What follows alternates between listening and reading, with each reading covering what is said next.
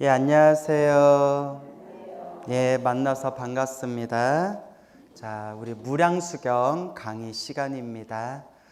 저번 시간에 우리가 그 정토 삼부경 해서 아미타 부처님의 가르침을 아주 상세하게 그렇게 가르침이 담겨 있는 대표적인 세 가지 경전, 그래서 정토 삼부경 기억나시죠?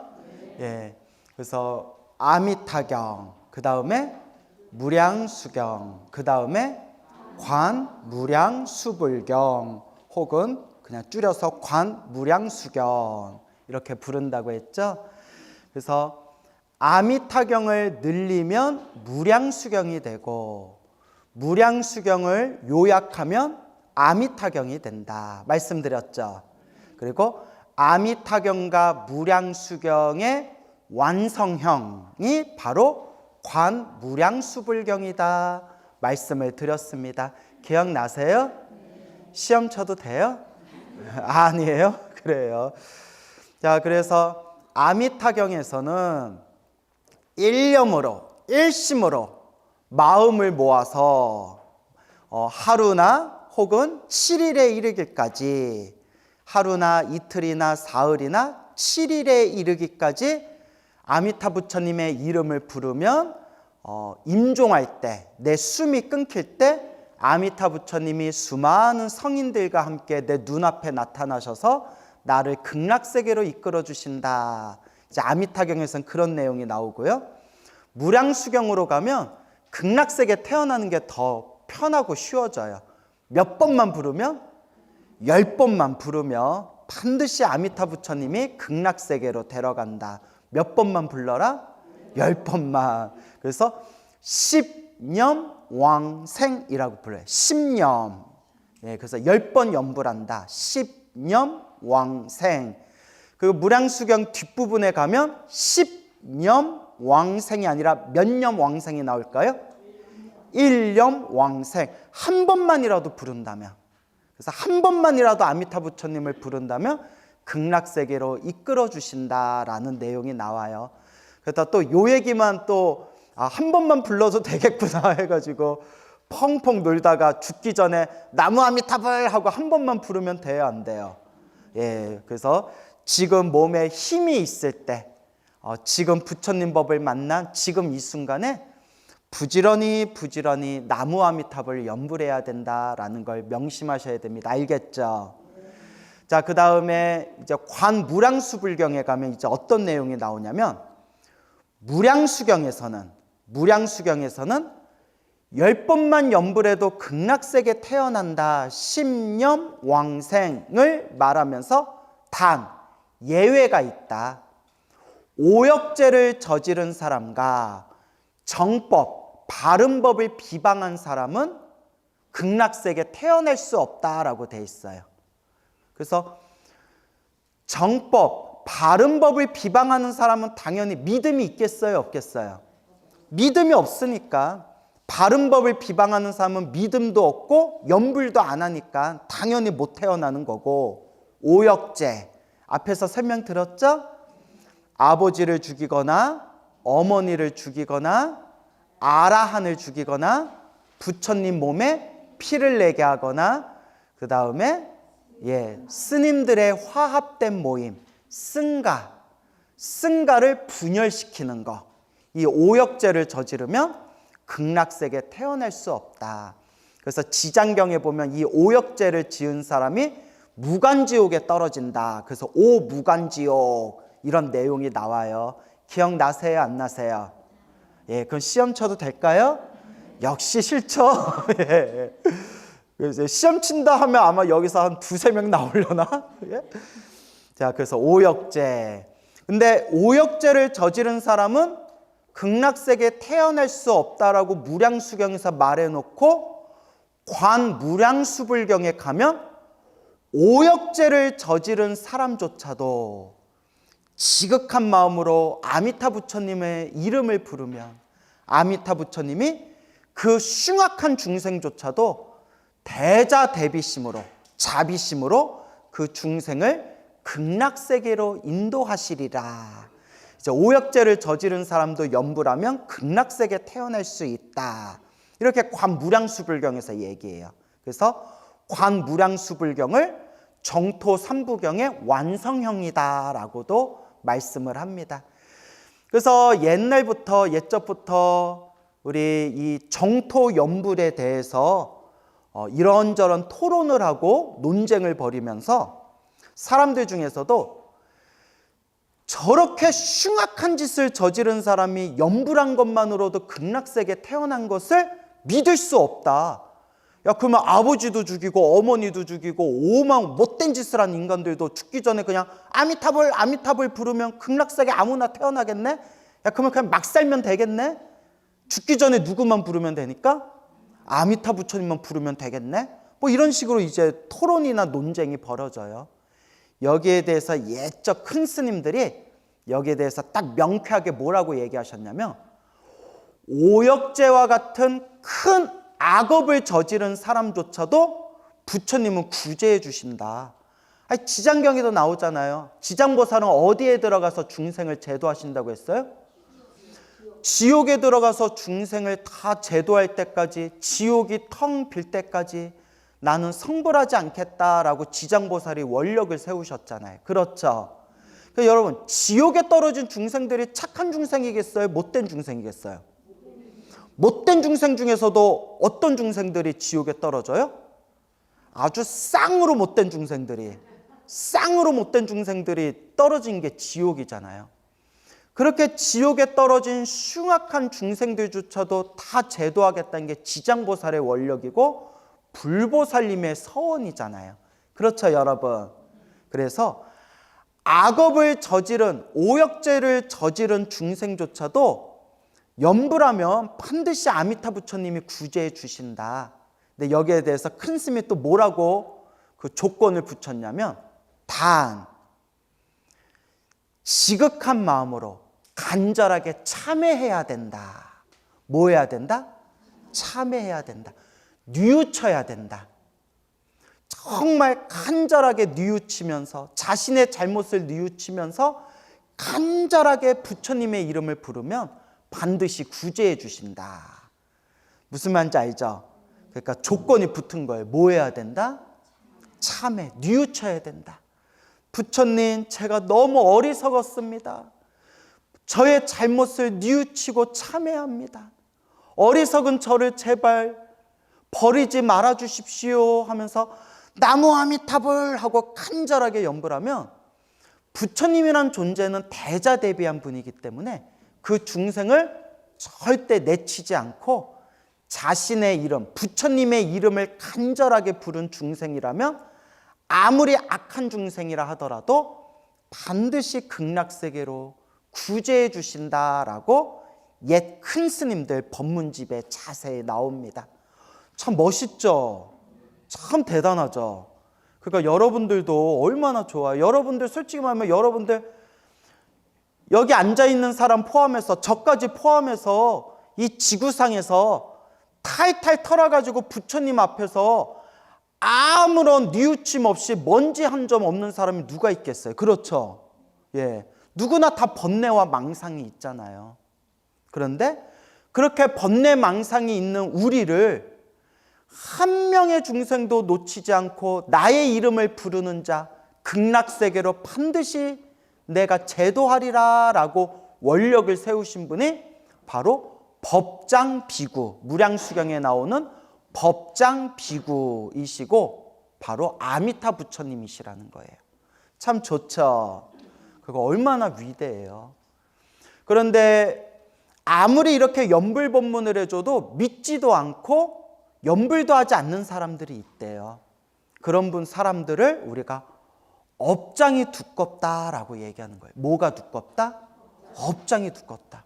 너무나 업장이 두꺼우면 염불해라 해도 염불을 하지를 못한대요. 할 생각을 안 난대요. 그리고 저번에도 말했지만 우리 주변에 보면 절에 다니는 불제자인데도 아미타 부처님을 믿지 않고 극락세계를 믿지 않는 사람들이 제법 많다고 했죠. 그것도 뭐가 두꺼워서 그렇다? 업장이 두꺼워서 그렇대요. 그래서 또 헛공부를 하신 분들이 이치와 현상에 대해서 이걸 이제법이라고 해요. 무슨 법? 두 가지 법. 이제법. 그래서 여러분, 현상으로 보면 태어나고 죽고 태어나고 죽음이 있죠. 그렇죠? 태어나면 결국 죽잖아요. 이게 현상법이에요. 무슨 법? 현상법. 현상을 보면 여러분, 이거 컵이 생겼죠? 근데 생긴 컵은 언젠가는 어떻게 돼요? 깨져버리잖아요. 깨지고 사라지잖아요. 이걸 무슨 법이라고 한다? 현상법이에요. 현상에서 일어나고 있는 현상법. 근데 본질법에서 보면 무슨 법? 본질법. 이치의 입장에서 보면, 본질의 법에서 보면 불생불멸이에요. 생긴 것도 없고 멸한 것도 없대요. 그래서 이걸 무슨 법이라고 한다? 이제법. 본질의 입장에서 바라보는 법과 현상의 입장에서 바라보는 법. 이 이제법을 잘 구분하라고 했어요.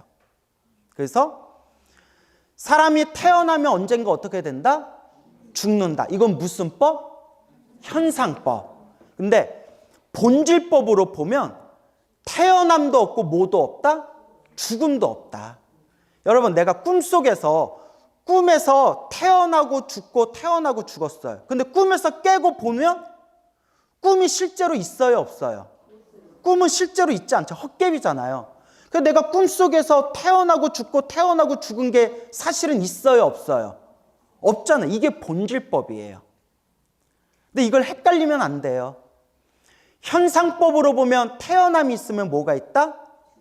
죽음이 있고, 본질법에서 보면 태어남도 없고 뭐도 없다? 죽음도 없다. 알겠죠? 그래서 본질법과 현상법을 제대로 이해해야 불법을 바르게 이해할 수 있다. 선지식들이 옛날부터 얘기하셨어요. 팔만대장경에서 다 나오는 얘기예요. 근데 제가 왜 이런 복잡한 얘기를 왜 하느냐? 극락세계는 없다. 아미타 부처님도 없다. 내 마음이 맑고 깨끗하면 그 자리가 극락이다. 맞아요? 틀려요? 맞아요? 그러면 연불에서 극락세계 태어날 필요 없겠네요? 네? 맞아요? 틀려요? 틀려요? 그러면 부처님도 내 마음이 청정하면 이 자리가 정토라고 했는데 부처님이 틀린 얘기한 거겠네요?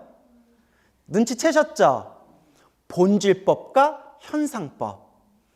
현상법으로 보면 아미타 부처님이 있어요, 없어요? 있고, 극락세계가 있어요, 없어요? 있어요. 이게 현상법이에요. 인간이 있고, 인간 세계가 있고, 지구가 있고, 별이 있듯이 현상법이에요. 있어요. 현상법으로 보면 아미타 부처님이 계시고 극락세계가 있어요. 근데 본질법으로 보면 내가 마음을 깨달으면 그 자리가 극락이다. 이건 무슨 법에서 얘기하는 거예요? 본질법에서 얘기하는 거예요. 그러니까 둘 다 맞아요. 알겠죠? 근데 여기서 제가 지적하고 싶은 게 뭐냐? 이걸 잘 들어야 돼요. 깨달음의 본질법에서 말하면 맞는데 못 깨달았으면서 그런 얘기하면 돼요, 안 돼요? 그렇죠. 이제 아시겠죠? 못 깨달았으면서 머리로 마음이 깨치면 그 자리가 극락이야. 연불에서 극락 갈 필요 없어. 이 자리가 바로 극락이야. 머리로만 이해하고 말로만 얘기하면 된다, 안 된다? 안 돼요. 옛날부터 큰 스님들이 그런 얘기 많이 했어요. 헛공부해가지고, 무슨 공부해서? 헛공부해가지고 극락도 없고 지옥도 없다. 다 마음이 만든 것이다 라고 평생 그렇게 떠들다가 죽을 때 저승사자가 데리러 오니까 부들부들 떨면서 나 아직 갈 때가 아닙니다. 나 아직 갈 때가 아닙니다 하다가 꽥 하고 간 사람들이 되게 많대요. 정말 마음으로 깨쳐서 극락도 없고 지옥도 없다. 다 내 마음이 만든 거다라는 걸 확실히 알았으면 죽을 때 왜 두려움에 빠져요? 저승사자가 왜 찾아올 때 왜 두려움에 빠져요? 무슨 말인지 알겠죠? 다 그냥 뭘로만 이해하고 뭘로만 얘기한 거예요? 머리로만 이해하고 말로만 얘기한 거지 실제로 마음으로 깨친 게 없는 거예요. 내가 그런 사람들을 너무 많이 봐서 답답해 죽겠는데 말을 들어요, 안 들어요? 안 들어요.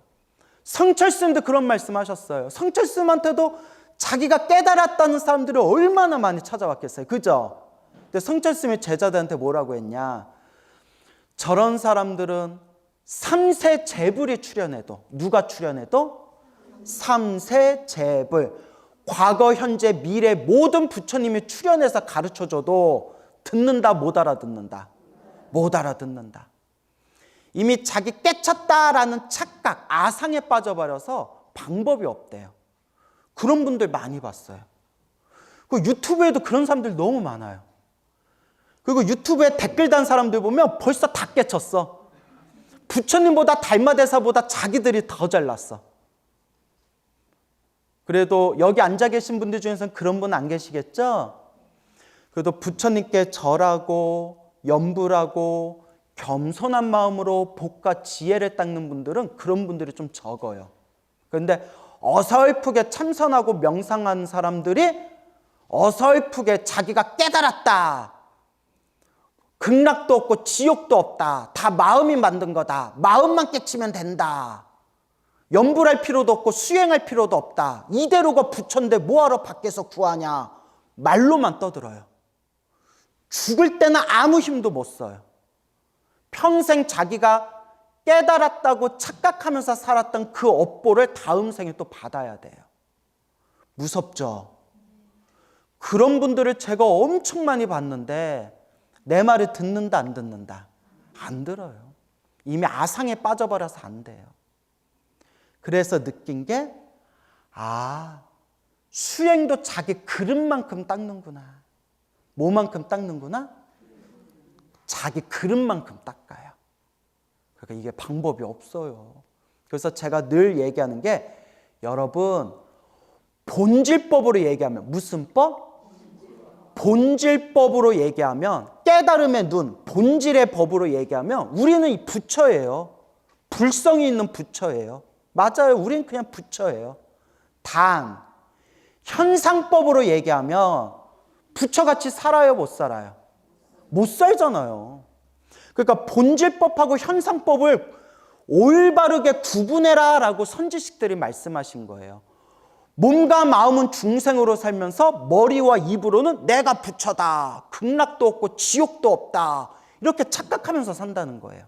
그래서 본질법으로는 우리가 부처고 본질법으로는 마음만 깨끗하면 이 자리가 극락인데 이거는 무슨 법 입장에서 한 거라고요?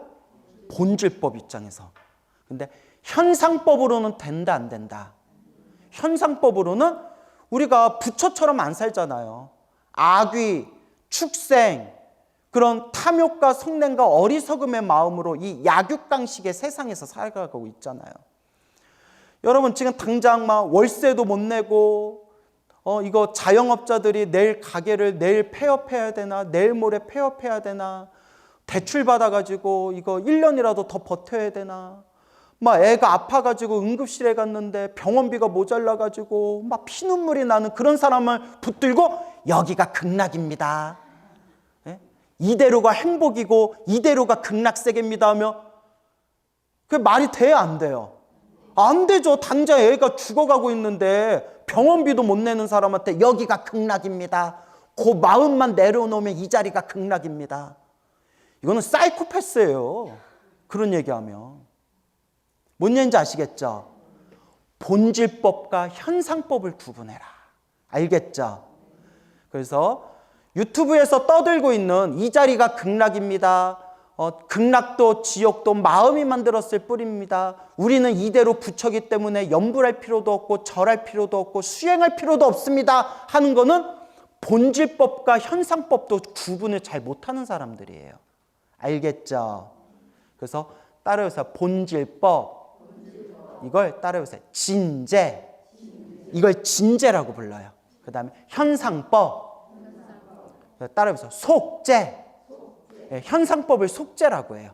그래서 진재와 속재를 따라해보세요. 진속이제. 예, 진제법과 속제법을 올바르게 구분해라. 그래서 예를 들면 우리가 부처인 거는 맞지만 우리가 부처인 건 맞습니다 하면 무슨 법에서 얘기한 거예요? 본질법, 진제에서 얘기하는 거예요. 여기서 또 헷갈리면 이거 또 엎어버리는 거예요. 예? 10분을 이렇게 목이 아프게 떠도는데 본질인가 현상인가? 예? 우리가 부처입니다. 우리는 지금 이대로 부처입니다. 이건 본질법에서 얘기한 거고. 하지만 본질은 부처이지만 지금 부처처럼 살지를 못하니까 염불도 하고 절도 하고 수행해야 됩니다. 이거는 무슨 법으로 하는 얘기예요? 현상법이고. 이걸 진제와 속제라고 얘기하는 거예요. 그러니까 헷갈리지 마세요. 알겠죠? 그래서 제가 티베트 불교를 공부하다 보면 물론 나는 한국 불교에서 스님이 된 한국 불교와 인연이 있는 스님이고 또 제가 한국 불교를 좋아하라 하지만 티베트 불교를 공부하다 보면 감탄을 하게 돼요. 티베트 불교는 기초교리 공부할 때 지금 제가 가르쳐드린 본질법, 현상법, 진제, 속제부터 배운대요. 왜냐? 그게 기초교리예요. 그걸 이해해야 제대로 공부할 수가 있다는 거예요. 근데 우리 한국 불교는 이렇게 막 진제법, 속제법 하나하나 따져가면서 공부를 안 하잖아요. 그죠? 그러다 보니까 혼자서 책 보거나 참선하거나 그러다가 마음이 부처인데 뭐하러 수행을 하냐. 이 한 마음이 극락도 만들고 지옥도 만드는데 뭐하러 염불에서 극락세계 태어나냐. 염불에서 극락세계 태어나는 거는 어리석은 자들이나 하는 짓이다. 이렇게 착각에 빠져버려서 자기 아만, 교만에 빠지는 그런 공부하는 사람들이 제법 많아요. 알겠죠? 그래서 본질법과 현상법을 바르게 이해해라. 알겠죠? 그래서 우리가 염불하고 극락세계에 태어나는 것은 분명히 존재하는 세상이에요. 염불하고 극락세계에 태어나는 이유가 사바세계 인간세계에서는 너무나 우리의 업장이 두껍고 삿된 스승들이 많아가지고 대부분이, 저도 그러고 대부분이 그럴 거예요. 자기는 공부 잘한다 생각하지만 대부분 착각에 빠져 있다는 거예요. 여러분, 제가 여러분들한테 차마 말할 수 없는 수행하시는 분들 사이에서 일어난 굉장히 좋지 못한 부정적인 비하인드 스토리를 내가 얼마나 많이 알겠어요. 그렇죠? 절대 이거 방송에서 말할 수가 없어요. 이거 말했다면 큰일 나요. 근데 제가 얼마나 많이 보고 얼마나 많이 들었겠어요. 잘못 공부했거나 잘못된 스승을 만났거나 열심히 공부하던 분이 자기 착각에 빠져서 이상해지는 그런 것들을 내가 얼마나 많이 보고 들었겠어요. 그죠, 여러분? 그래서 이 사바세계가 너무 우리 중생들은 업장이 두꺼워가지고 대부분이 그래요. 저도 그럴 거예요. 나는 수행을 잘한다 생각하지만 실제로는 자기가 잘한다는 착각에 빠져서 엉터리로 수행하는 사람들이 엄청 많아요. 그래서 이런 일이 옛날부터 이런 일들이 많았기 때문에 옛날에도 착각도인들이 많았대요. 그래서 큰 스님들이 성불할 수 있는 안정빵, 성불할 수 있는 무슨 빵? 안정빵이 어디에 태어나는 거다? 극락세계만 딱 태어나면 누구 밑에서? 아미타 부처님, 관세음보살님, 대세지보살님, 수많은 거룩한 성인들 밑에서, 올바른 스승 밑에서 완벽한 조건 속에서 완벽하게 수행할 수 있는 최고의 시스템을 가지고 있는 성불대학교가 어느 세계다? 극락세계라는 거예요. 알겠습니까? 이건 제 얘기가 아니에요, 여러분. 경전에도 나오는 내용이고 큰 스님들이 하신 내용이에요. 그래서 여러분, 뭘 느꼈냐면 제가 20대 때 그랬는데 기본적으로 제가 경험했기 때문에 얘기할 수 있는 거예요. 제가 경험했기 때문에. 지금 생각하면 참으로 쥐구멍 속에도 들어가고 싶은 그런 마음이 들 정도인데, 기본적으로 염불을 무시한다거나 극락세계를 무시한다거나 아미타 부처님을 무시한다거나 가볍게 여기고 무시하는 마음 자체가 이미 교만심이 있다는 거예요. 무슨 심이 있다? 이미 교만심이 있다는 거예요. 20대 초반의 일인데 한창 제가 선방에 열심히 다니고 제가 참선 공부할 때인데 그때 제가 어리석어서 했던 거예요. 우리 아버지가 너무 제가 20대 때 너무 걱정이 됐었대요. 지금은 이제 그냥 한때 스쳐가는 그냥 과정이구나 이제 생각하시는데 그때 너무 걱정이 되셨대요. 왜 그러냐면 아버지가 그때 제가 한참 선방 다닐 때 광우야, 제가 20대 때요. 너 예전에 너 오면 너 법당에서 절도 열심히 하더니 부처님께 절도 막 열심히 하더니 너 요새 왜 절도 안 하냐? 그때 제가 뭐라고 했냐면 스님, 내가 부처인데 어디다 절을 해요? 뭔 얘기인지 알죠? 근데 전 그게 답인 줄 알았어요. 내가 부처인데 어디다 절을 해요? 그때 아버지가 되게 걱정했대요. 이 새끼 이상한 것도 배웠구나. 이 자식 어디서 이상한 거 배워가지고 엄청 걱정되셨대요. 막. 그러니까 그게 교만심인 거예요. 뭔 얘기인지 알죠? 그러니까 이거예요. 내가 부처인데 어디다 절합니까? 하면 뭐라고 하면 해야 되냐? 내가 부처니까 내 마음에 절을 한다. 뭔 말인지 알겠죠? 내가 부처인데 어디다 절을 합니까? 그건 교만심이고 내 마음이 부처니까 내 마음 부처님께 절을 합니다. 그러니까 아다르고 어다르잖아요. 그런데 우리 주변에 보면 아미타 부처님을 무시한다든가 부처님께 염불하는 걸 무시한다든가 지장경을 무시한다든가 극락세계를 무시하거나 가볍게 여기는 거는 이미 마음에 무슨 심이 있는 거예요? 이미 교만심이 있는 거예요. 자기 마음을 이렇게 바라보면 그게 보여요. 근데 이런 얘기도 부처님께 염불하고 절하는 걸 가볍게 여기고 무시하는 것 그것 자체가 이미 교만심입니다 했을 때 하고 알아듣는 사람이 있는가 하면 이런 얘기 맨날 해줘도 못 알아듣는 사람이 있어요. 아마 20대 때 내가 부처인데 어디다 절을 합니까? 이럴 때 이런 얘기 해줘도 내가 못 알아들을 거예요. 아유, 저 사람 수준이 낮아가지고 내가 깨달은 그 도리를 아직도 모르고 있구나. 이게 교만심이라니까요. 그래서 우리 주변에 보면 참선이나 명상이 훌륭한 수행법이지만 참선이나 명상 수행을 잘못해서 이상해지는 경우가 있어요. 교만심에 빠졌는데 교만심인 줄 모르고 아만이 생겼는데 그게 아만인 줄 모르는 거예요. 아시겠죠? 그래서 정말 수행이 깊어지면 오히려 사람이 겸손해진다고 하잖아요. 예? 그래서 옛날에 황벽희운이라는 큰 스님이 계셨어요. 여러분 우리나라 참선하는 우리나라가 조계종이 참선하는 종이잖아요. 우리나라 조계종 이 선종이 우리나라 법맥을 큰 스님들이 임재종이라고 했어요. 무슨 종? 임재종. 임재라는 스님의 큰 스님의 법맥이 내려온다 해서 임재종이라고 해요. 우리나라 종파를. 조계종 하지만 이 조계종이라는 이름 안에서 참선하는 스님들은 우리 한국 불교의 선종의 맥은 임재종이다. 임재종이다. 그래서 이 임재종이라고 부르는데 이 중국의 임재 스님의 스승이 황벽 스님이에요. 무슨 스님? 황벽 스님. 그러니까 대단한 큰 스님이죠.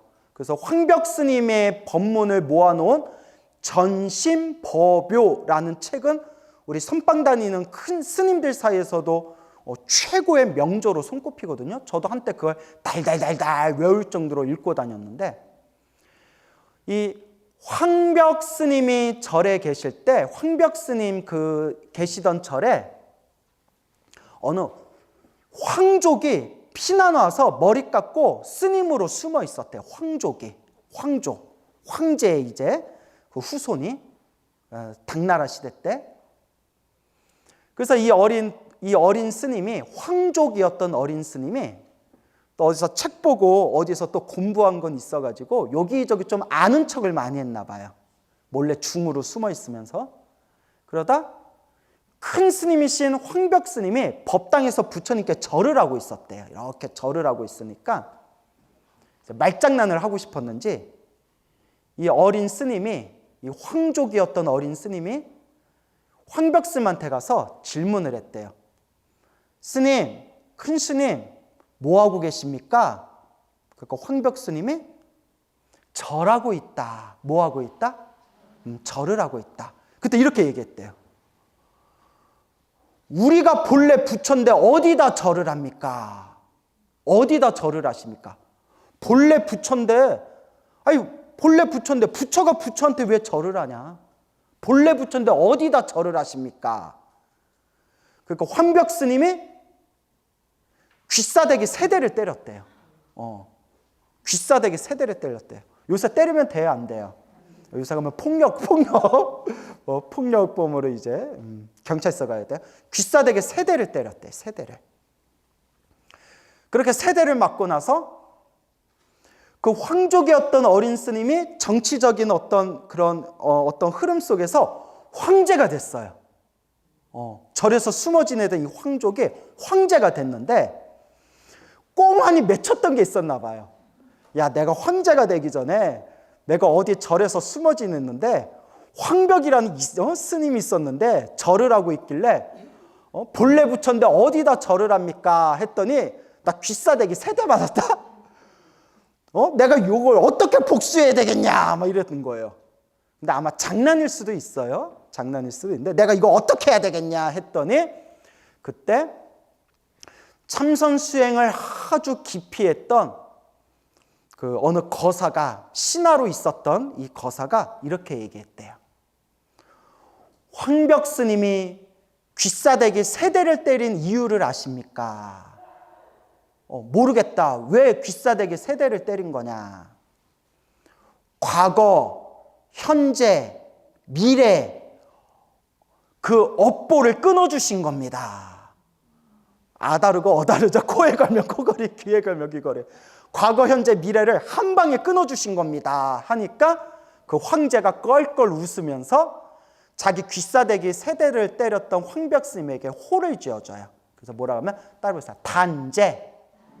끊을 단자를 써서, 이거 책마다 좀 글자는 다르지만 과거, 현재, 미래 3제, 3세라고도 하고 과거, 현재, 미래 3제를 끊어주셨다 해서 단제선사라고 또 그러니까 호를 지어줬다라는 그런 또 불교의 이야기가 있습니다. 무슨 말인지 알겠죠? 예. 그래서 우리 중생은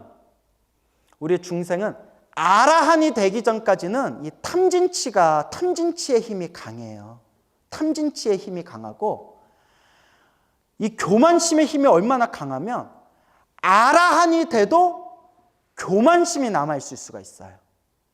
그래서 거친 교만심은 사라졌는데 거친 교만심은 사라졌는데 미세한 교만심이 있을 수 있대요. 그러니까 우리 아라한이라고 하면 번뇌가 다 사라진 분이잖아요. 근데 미세한 아직 번뇌의 흐름이 있다는 거예요. 그러니까 중생의 번뇌는 다 사라졌지만 아주 미세한 교만심이 남아있다는 거예요. 아라한들조차도. 그래서 법화경에서 부처님께서 법화경을 설하시려고 하니까 5,000명의 비구들이 자리를 박차고 뛰쳐나갔다라는 내용 나오죠. 예, 부처님이 법화경을 설하려고 했는데 5,000명의 불자들이 자리를 박차고 나가버려요. 이걸 교만심은 교만심인데 이게 이 미세한 교만심을 따로 해서 증상만이라고 해요. 아직 자기가 잘났다. 나는 더 법을 들을 필요가 없다. 난 이대로 충분하다라는 그런 또 교만심이 있어요. 그래서 아라한이 번뇌는 사라졌지만 성불하기를, 부처님이 되기를, 성불하기를 바라지 않는 마음도 미세한 교만심일 수 있다는 거예요. 참 무섭죠. 그럼 미세한 교만심마저 완전히 사라지신 분은 누구밖에 없다? 부처님밖에 없다는 거예요. 그래서 아라한도 윤회에서 벗어났지만 부처님과 비교해 보면 부처님보다 훨씬 더 아래 단계라는 거예요. 아라한들조차도. 그래서 아라한이 스스로 아라한이라는 상에 빠져서 성불하기를 바라는 마음을 꺾어버리면 그것도 바로 깨달은 자의 증상만이다 라는 내용이 나오는 거예요. 알겠죠, 여러분? 그래서 이렇게 우리 중생들은 아라한들조차도 그런 아주 미세한 자기 자신의 법에 집착하는 마음이 있다는데 하물며 우리 중생들은 오죽하겠어요. 우리 중생들은 오죽하겠어요. 이만큼 이 교만심이 무섭다는 거예요. 그래서 염불하고 극락세계에 태어나는 걸 무시하거나 가볍게 여기는 것도 무슨 심이다? 교만심이에요. 이미 자기 잘났다라는 아상에 빠져 있는 거예요. 그래서 여러분 제가 이렇게 얘기해요. 우리가 윤회에서 벗어나서 완전한 깨달음을 얻으려면 첫 번째 방법, 윗바사나라는 명상을 열심히 해서 아라한이 돼야 돼. 뭐가 돼야 돼요? 아라한. 윗바사나 명상을 해서 아라한이 되면 윤회에서 벗어날 수가 있대요. 근데 여러분 이 시대에 아라한이 있을까요? 없을까요? 예? 숨어 계신 분들 중에서는 있을 수 있어요. 우리가 70억 인구를 다 못 봤으니까. 근데 미얀마, 스리랑카, 태국에 가도 내 도반들이 저랑 친한 스님들이 저 미얀마, 태국에 가서 윗바사나 수행하시는 분들이 많거든요. 그분들이 직접 얘기해요. 드러나신 분들 중에서 아라한이라고 말할 만한 분이 뭐 거의 없다고. 그러니까 오죽하면 지금 아라한이 없는 시대다라고 얘기를 해요. 참. 그러니까 윗바사나에서 아라한이 되면 다행인데 평생 윗바사나를 해가지고 1단계 깨달음, 수다원을 얻은 분도 지금은 희귀하대요. 근데 문제가 뭐냐면 A라는 센터에 가서 공부해서 공부가 잘 됐다라고 인정을 받았는데 B라는 센터에 가면 공부가 잘못됐으니까 처음부터 다시 공부하라고 한대요. 실제로 제가 들은 얘기예요. 또 B라는 센터에서 열심히 공부해서 공부를 인정받은 뒤에 C라는 센터에 가면 C라는 C 센터의 스승님이 아유 공부 잘못됐다. 처음부터 다시 해라 이런대요. 그러니까 윗바사나 공부하러 미얀마 센터에 가도 가르치는 스승마다 이렇게 가르쳐주는 그런 어떤 방법에 대해서 서로가 서로 달라가지고 이런 부분에 대해서 막 수행자들끼리도 토론을 엄청 많이 해요. 그러면 A라는 센터가 맞냐, B라는 센터가 맞냐, C라는 센터가 맞냐, 막 스님들끼리 제가 이름 대면 알만한 저기 명상하는 스님들끼리 밤새서 막 차 마시면서 보이차 마시면서 그런 거 토론을 많이 해요. 그러면 결론이 뭘까요? 모르겠다. 아주 우리 수준이 낮으니까. 단 결론은 하나예요. 밤새서 토론을 한 뒤에 마지막 결론이 뭐냐면 A 센터가 맞는지 B 센터가 맞는지 C 센터가 맞는지 잘 모르겠다. 하지만 중요한 거는 내 마음을 바라봐야 된다. 탐진치, 탐욕이 얼만큼 사라졌는가, 성냄이 얼만큼 사라졌는가, 어리석음이 얼만큼 사라졌는가, 그걸 기준으로 세우자. 항상 그렇게 결론을 내려요. 근데 이 말이 맞아요. 그렇죠, 여러분? 예. 내가 탐욕이 얼만큼 사라졌는가, 내가 성냄이 얼만큼 사라졌는가. 저는 제가 수행이 깊은 줄 알았거든요. 멀었어.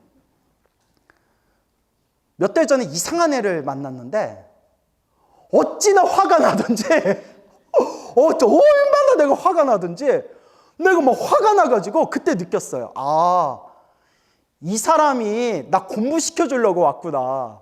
얼마나 화딱지가 나든지 내가 내 화딱지가 나니까 내가 공부가 부족하구나 내가 딱 알잖아요. 내가 헛공부했구나. 내가 이걸 못 참고 내가 헛공부했구나. 그러니까 여러분 내가 깨달았다 말할 필요 없어요. 탐욕이 얼만큼 사라졌는가? 성냄이 얼만큼 사라졌는가? 어리석음이 얼만큼 사라졌는가? 여기에 답이 다 있어요. 맞습니까? 예.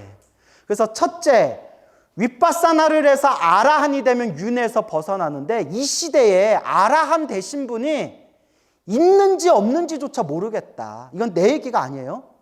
뭐 숨어 계신 분들 중에 있을 수는 있지만, 혹은 이미 아라한이 되셨는데 자기 입으로 아라한이라고 말을 안 하는 분들이 있을 수 있겠지만, 그 센터에서, 미얀마나 그런 센터에서, 미얀마나 태국의 윗바사나 센터에서도 대놓고 저분은 아라한이시다라고 공인으로 인정받으신 분이 지금 없어요.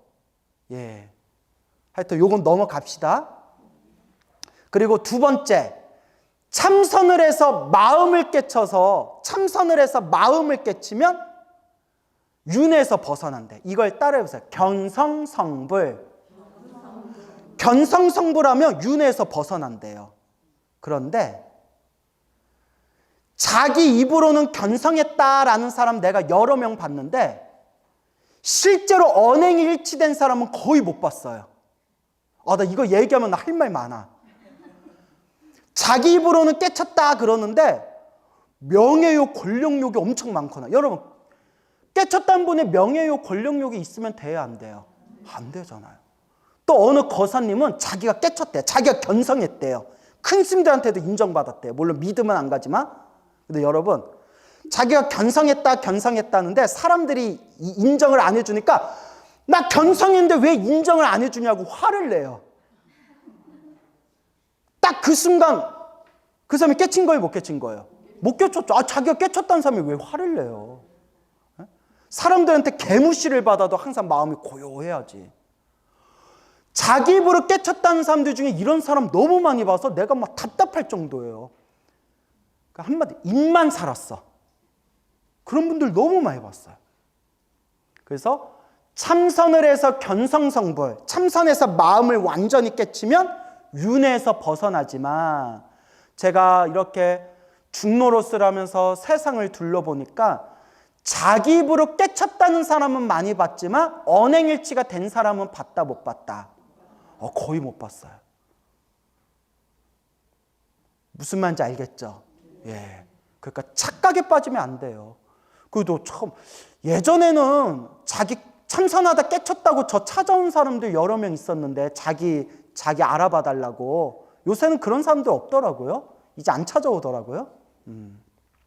그래서 참선해서 마음을 깨치면 윤회에서 벗어나지만 그렇게 탐진치가 다 사라지고 완전히 마음의 불성을 꿰뚫어 봐서 모든 번뇌망상이 다 사라진 분이 이 시대에 많다 적다. 네, 그래서 이런 얘기하면 좀 뭐하지만 무비스님께서도 옛날 10년 전인가 그 불교신문에서 뭐 인터뷰를 하신 걸 봤는데, 당신이 평생 중노릇을 했는데 참선해서 깨친 분을 못 봤다라는 인터뷰를 하셨어요. 무섭죠? 평생 중노릇을 하면서, 그래서 참선해서 큰 스님들은 많이 봤지만, 그러니까 여기서 무비스님이 말씀하신 건 완전히 깨친 사람, 완전히 깨친 사람은 못 봤다. 그러니까 참선해서 깨친다는 게 얼마나 어려워요. 그 다음에 세 번째, 따라서 밀교. 지금의 밀교의 법맥에 흐르는 게 티베트 불교거든요. 티베트 불교에서 티베트 밀교의 핵심이 뭐냐? 자, 따라서 즉신성불. 요 몸으로 그대로 성불한다.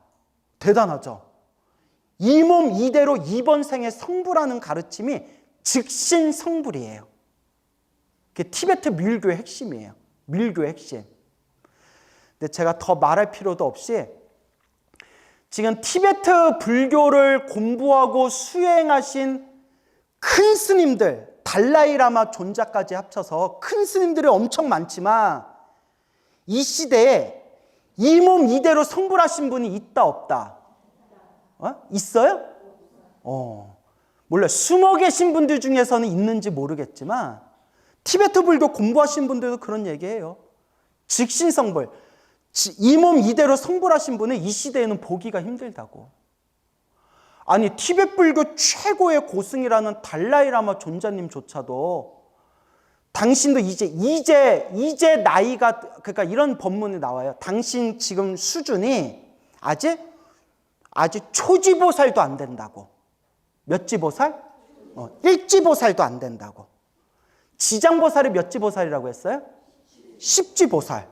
근데 달라이라마, 티베트 불교 최고의 고승이라는 달라이라마 존자님도 워낙 겸손하셔서 더 불자들에게 사랑받는 이유이기도 하지만, 제가 달라이라마 스님 책 많이 읽어봤거든요. 법문이 좋아서. 근데 달라이라마 존자님 법문에 당신도 아직 일지보살이 안 된다라는 그런 법문을 하셨어요. 그러니까 티베트 밀교가 이번 생에 이 몸 그대로 성불한다라는 가르침이지만 실제로 이 몸 이대로 성불하신 분들이 많다 적다? 적어요. 예. 그리고 더 지금 안타깝고 더 무서운 게 뭐냐면, 그 티베트 불교에서 옛날에 그 깨달음을 얻었다는 고승이 다시 환생하면 뭐라고 부르죠? 림포체라고 해요. 들어보셨죠? 여러분 이건 너무 무시무시한 얘기인데 제가 만든 얘기가 아니라 지금 구글 사이트나 외국 사이트에 보면 그런 내용들이 쫙 나와요. 이거는 달라이라마 스님도 되게 걱정하고 우려하는 일이에요. 지금 어떤 일이 생기냐면, 환생하신 고승으로 인정받은 림포체 스님이 범죄를 저지르는 거예요. 이해가 안 되죠? 나 이거 할 말 많은데 내가 또 괜히 구업질까 봐 더 자세히 말을 못 하겠어요. 그러니까 이걸 알고 있는 분들이, 티베트 불교도 이거 말법 시대냐, 림포체 환생자로 공식적으로 인정받은 스님들 중에서 범죄를 저질러서 걸린 스님들이 있어요. 심지어 빼도 박도 못 해가지고, 이거는 우리나라 불교 언론에도 이거는 나왔어요. 짧게 나왔더라고요. 그쪽에서 상당히 유명한 림포체도 이제 빼도 박도 못 해가지고 완전히 걸려버려서 성범죄가 걸려가지고 림포체에서 박탈당하고 축출당했어요. 근데 여기서 이제 문제가 생긴 게, 아니 전생에 깨달음을 얻으신 고승이 환생을 해서 림포체로 공식적으로 인정받은 분이 범죄를 저질렀다면 이거 돼요, 안 돼요? 안 되잖아요. 그 지금 이런 걸 알고 있는 분들이 굉장히 이걸 우려하고 있어요. 잘못하면 티베트 불교의 밑바탕이 무너질 수가 있어요. 야, 림포체가 돼도 우리하고 다른 게 뭐가 있어? 그래서 실제로 이런 것들을 직접 보고 들은 스님들 중에서는 티베트 불교를 아주 적나라하게 비판하고 까는 분들이 있어요. 이거 사람들 속이는 거 아니냐. 림포체가 됐는데 우리하고 다른 게 뭐가 있냐. 이것도 말하면 한도 끝도 없어요. 그래서 여러분, 저도 티베트 불교의 가르침은 상당히 좋아하지만 깊이 보면 훌륭하신 고승들도 있지만 우리가 알고 있는 것보다 상당히 거품이 많아요. 뭐가 많아요? 거품이 많아요. 사실 나도 깔 게 많거든요. 나도 본 게 많아가지고 팩트가 많은데, 근데 또 굳이 또 열심히 수행하는 분들도 많은데 굳이 또 까면 뭐 하겠어요, 그죠? 예. 그래서 여러분, 제가 말하려는 게, 윗바사나에서 아라한이 되면 윤회에서 벗어날 수 있는데 쉽다 어렵다? 겁나 어려워요. 참선에서 견성성불하면 윤회에서 벗어날 수 있는데 참선에서 완전히 제대로 마음을 깨치기가 쉽다 어렵다? 어려워요.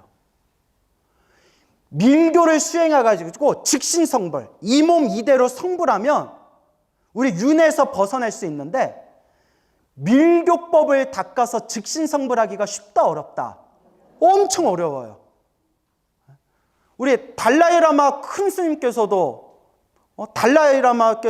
티베트 불교 최고의 고승이지만 당신도 이제 아직 초지보살이 못 됐다, 그렇게 솔직하게 얘기하시잖아요.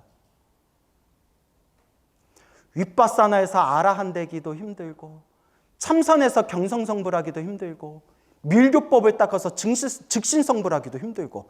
여러분, 내가 다 해봤어요. 여러분, 내가 다 해보고 샅샅이 내가 가장 쉽고 빠른 길이 뭐냐 하고 찾고 찾았더니 뭐가 제일 쉬워요? 염불이 제일 쉬워요. 나 다 해봤다니까. 내가 보고 들은 거 얘기하면 여러분들 충격받아서 밖에 나가지도 못해요. 응? 내가 막 너무 보고 들은 게 너무 많아서 그래요. 내가 지금 얘기한 게 빙산의 일각밖에 안 돼요. 그래서 제가 얘기하는 게, 사람을 의지하지 말고 누구를 의지하세요? 부처님 법을 의지하세요. 광우스님 주둥아리도 믿지 말고 누구 말씀을 믿으세요? 부처님 경전의 말씀을 믿으세요. 저도 중생이라서, 저도 번뇌망상이 많아서 제 말도 100% 믿으면 안 돼요. 그래도 여러분한테 제 말도 믿지 말고 부처님 말씀 믿으세요 하는 거는 제 양심선언이에요. 아시겠죠? 또 제 컨셉이 겸손이잖아요. 성불하기, 깨달음을 얻기 가장 쉽고 빠른 길이 어디 태어난 거다? 극락세계 태어난 거고, 극락세계 태어나는 방법이 엄청 쉬워요. 뭐만 열심히 하면 된다? 염불만 열심히 하면 된대요. 이것보다 쉬운 게 어딨어. 세상 이것보다 쉬운 게 어딨어. 염불에서 극락세계 태어나는 게 가장 쉽고 빠른 길이다. 아시겠죠? 그 끝으로 여러분들, 제가 또 너무 입으로 업을 줬는데, 그렇다고 윗바사나 하시는 분들 무시하면 돼요, 안 돼요? 윗바사나도 아주 훌륭한 수행이에요.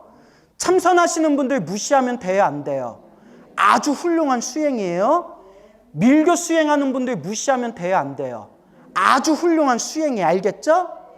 윗바사나도 훌륭하고 참선도 훌륭하고 밀교도 훌륭하고 부처님 법은 다 훌륭해요. 다만 제가 이것저것 이렇게 좀 찔러봤는데, 우리같이 업장이 많은 중생들은 뭐 하는 게 가장 빠른 길이다? 염불에서 극락세계. 따라해보세요. 성불대학교. 성불대학교에 태어나는 게 가장 빠른 길이다라는 걸 강조하고 싶어서 이런 말씀을 드린 거예요. 아시겠죠?